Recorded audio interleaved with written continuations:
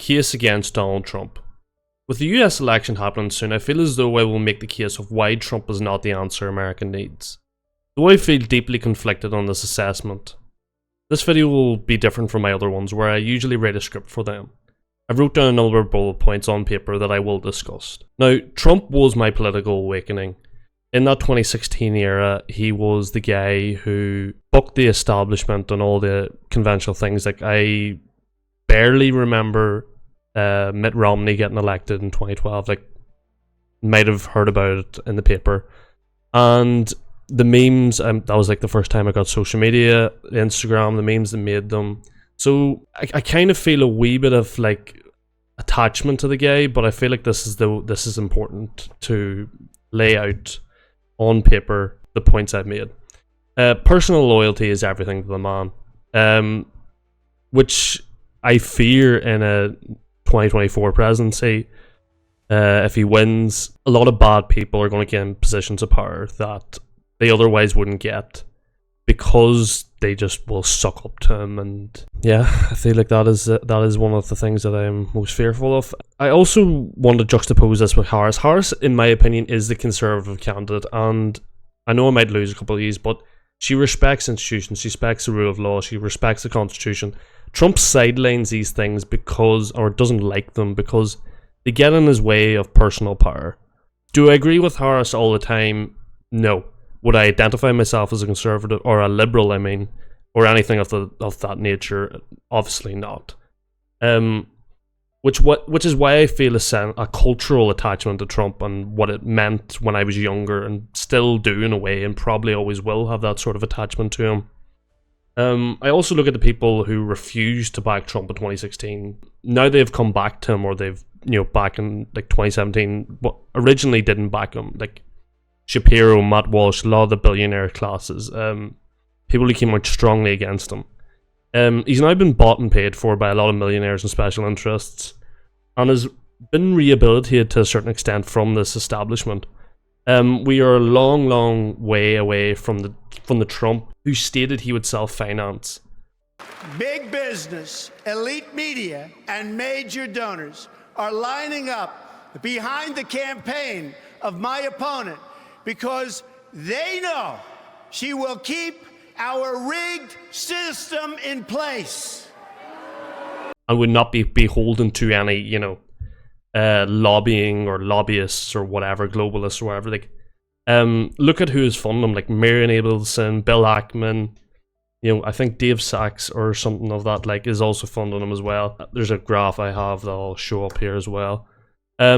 Trump in many ways is a political chameleon. Like, he changes his colors, he changes his opinions, on a whim, whatever. Like, so he is simultaneously the anti-war candidate, saying all these wars that happened would have never began if he was president, and then there's also the pro-war candidate, saying he's going to hit Iran really hard and basically give the green light to Netanyahu to do as he pleases in Gaza. Look at JD Vance's comments about saying that the reason they should stop funding Ukraine is to, fund or focus on Iran, like, prepare for a war against Iran. He has the political opinions of whoever spoke to him last, and that's not a good thing. Now, one of the main things that I come at is the MAGA movement is stupid and idiotic. And this is like the sort of people that you wouldn't want to be associated with. You're essentially idolizing a reality TV star who does not care about you. It's loud, it's moronic, it's provocative, it's just, it doesn't feel good to me. It also does not exist without Trump. There's been populists and shapes and sizes and politics forever, but specifically the one that I always note is Ross Perot in the 1990s. But there are ideas, like concrete ideas behind the man. With Trump, it's loyalty to one guy and one guy only. I also look at, and this is worrying because it only exists with one guy. Like, look at candidates trying to copy Trump, Blake Masters in Arizona, and it just doesn't work. And this whole thing of loyalty to one guy really is shocking because, like, say someone like Lizzo or Biden had endorsed Trump, the MAGA movement would embrace them because they, quote unquote, submitted to Trump. And this also ties into my next point, which is the anti-media argument in the MAGA movement is dumb. Not trusting or believing in the New York Times or the Atlantic or the Washington Post or other respected publications for being fake, despite their rigorous editorial process, is just, it's laughable. Whenever they'll eat up, right-wing fucking, shouldn't be swearing, right-wing slop pieces on Twitter, like, cat turd or whatever's being retweeted there, and parade it like gospel. Is the media perfect? Absolutely not, but it's better than what, these MAGA editorials or Twitter accounts that are just taken as, legitimate news sources are providing. Absolutely. I also look at like the RNC and CPAC, like once respected conservative conferences and events, and you see Amber Rose or that MAGA rapper guy did the Trump 2020, like I can't remember song, Marjorie Taylor Greene, like Laura Loomer. Do I want to be, and I say to myself, do I want to be associated with these people who are clearly morons? And they're being provided this platform because they're so pro-Trump, not because of, to get into these events, you have to suck up to one guy enough, rather than have any intellectual ideas in your head or advance the movement or whatever. It's just, I love Trump so much, blah, blah, blah, blah. Now, if Trump wins in 2024, it will be filled with odious people. I look at, this is what people who have a baseline level of politics will often look at, the candidates. And I think that is important to a certain extent, but it's also important to look behind people behind the curtain. Who's going to be in charge of hiring people in this, potential Trump administration. And it's this guy called Brooke Rollins. Brooke Rollins is a ally of Jared Kushner.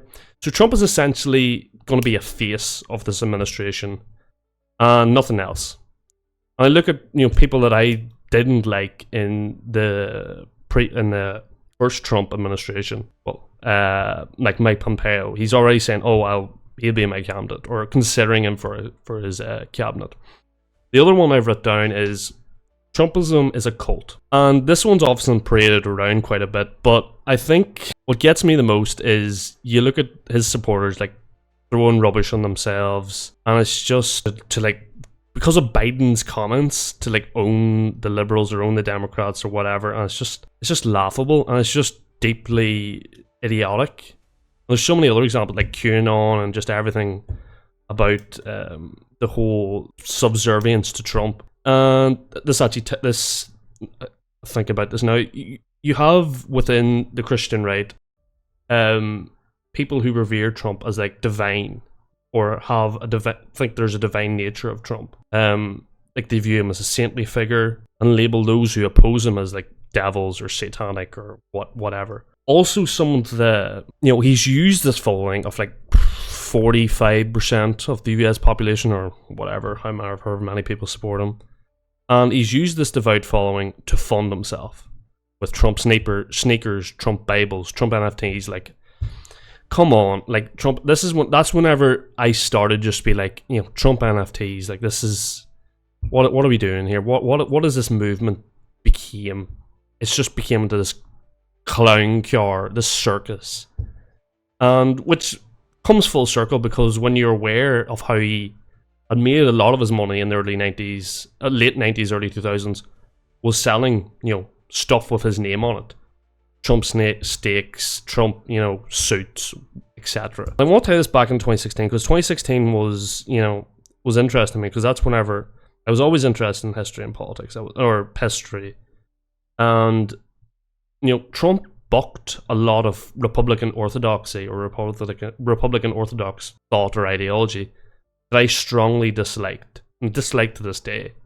Like, interventionism, free trade, though my stance on trade has changed a wee bit, and on immigration. It's a common thing to hear that Trump took over the GOP, and maybe in a personal sense, that is true. Like, you have to be loyal to him, or, you have to support him, or, constantly fuel his ego. But on policy, Trump really has become dissimilar from the GOP, or the original GOP. The way he talks about taxes and energy, in a Trump way, mind you, but it is a standard GOP platform in many ways. In 2016, Trump talked about freezing H-1B visas and says that, illegal immigration or legal immigration need to be stopped. Yet he's recently called for more legal immigration and for green cards to be given to those who study in the US and from abroad. And this was hard for me to actually, objectively and, write down, because at the same time, I understand the appeal of Trump. I don't like many Republicans.